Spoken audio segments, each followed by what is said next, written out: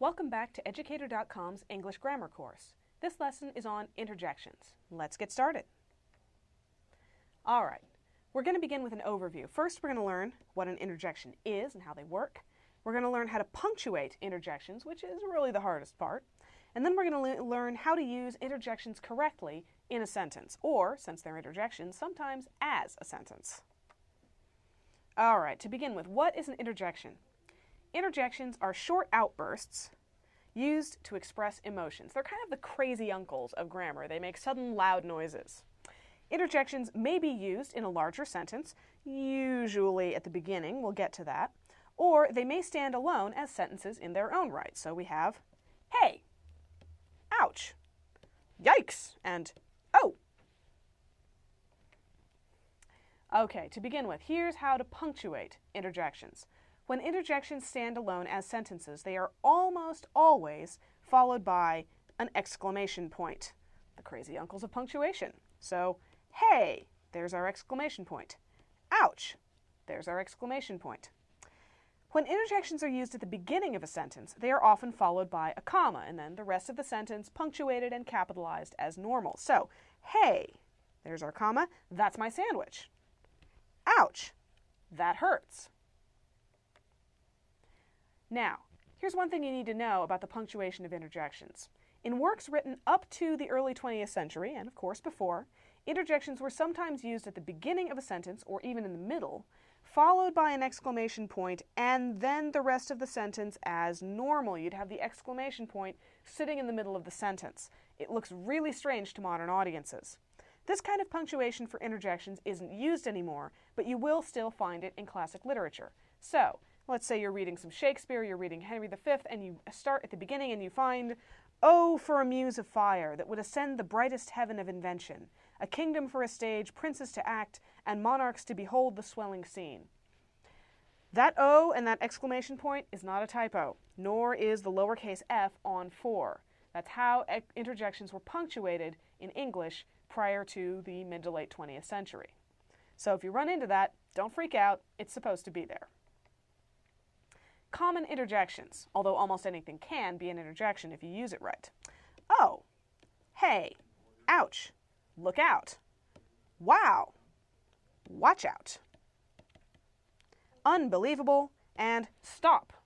Notice that some of these are actually grammatical sentences in their own right. Stop is an imperative verb. It's a command. You can have a one-word sentence, stop, and it's both a complete sentence and an interjection. See if you can find the interjections in these sentences. Oh, I'm sorry. Hey, what are you doing? Wow, that's amazing. Yikes, look at the size of that spider.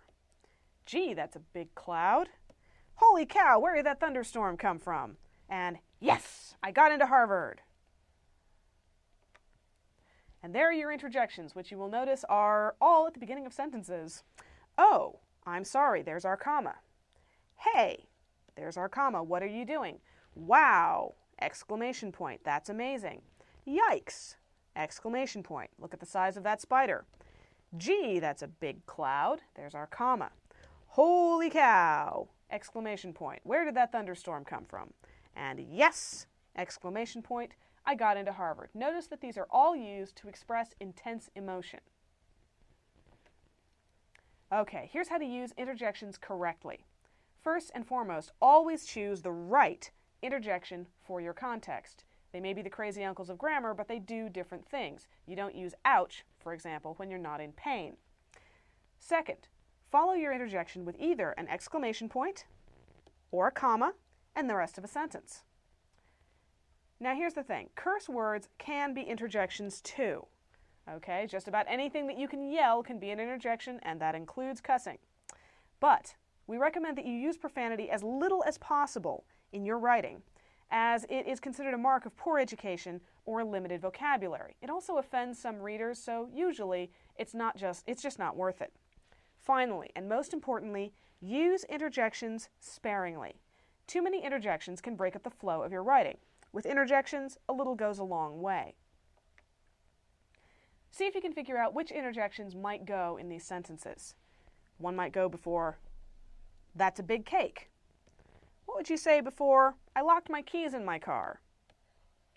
Or really? Or what do you think you're doing?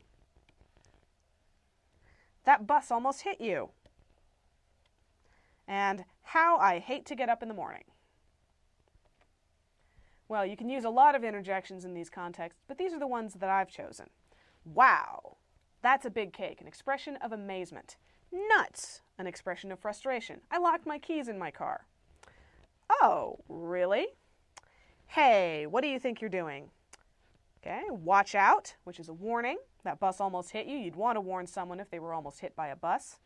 And oh, an intensifier. How I hate to get up in the morning. We've all felt like that. Now here's the fun part with interjections. We actually have interjections that are specific to certain dialects, certain types of characters in popular culture. If you hear these interjections, you pretty much know who's talking with one word. So, see if you can figure out who says it. Avast, gadzooks, cowabunga, hallelujah, and yeehaw. That's right, avast is pretty much always used for pirates. Gadzooks is commonly associated with William Shakespeare and earlier forms of English. Cowabunga is part of American surfer slang. Hallelujah is a word out of the Bible and usually used in religious contexts, especially Christian. And yeehaw is cowboy. See if you can find the interjections in these sentences. Stop, that's my purse. Bad dog, put that shoe down right now. Help, I can't swim. Oh, is this your brother? Hey, how's it going? I've been waiting for, about an hour. And fie, a pox upon thee. See if you can find the interjections. And there they are, almost all of them at the beginning of sentences. Stop, that's my purse. Bad dog, put that shoe down. Help, I can't swim. Oh, is this your brother? Hey, how's it going? I've been waiting for, about an hour. And fie, a pox upon thee. Now, take a good look at O real quick. You can use interjections in the middle of a sentence, especially O, as an intensifier or to stretch things out. If you're emphasizing how long you've been waiting, I've been waiting for, about an hour. They can also be used to give you time to think. However, you want to do this sparingly as it does break up the pace of your sentences. And that's all for this lesson. Thank you for watching Educator.com.